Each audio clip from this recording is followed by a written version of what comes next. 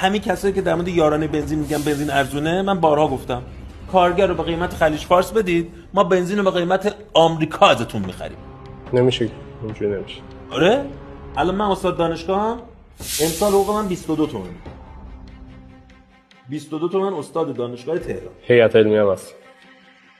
دبی چنده؟ 500 میلیون تومان، 400 میلیون تومان. بعد تو میخوای بنزین رو به قیمت دبی به من بفروشی، خب بفروش حقوق دبی من بده. نمیشه که تو با من داری قیمت دستمزدم رو به قیمت کجا حساب میکنی؟ به قیمت افغانستان و ونزوئلا. بنزینمو، بنزین چیه؟ اقلام غذاییمو، نهادهای دامیمو، مرغ و گوشتمو به قیمت ونکوور کانادا به من حساب میکنی. یکیه، واقعا یکیه. برو چک کن قیمت رو. بعد چرا دستمزد من 22 تومن، استاد دانشگاه کانادا $7,000، $7,000، $10,000. بعد مرغمون هم قیمت.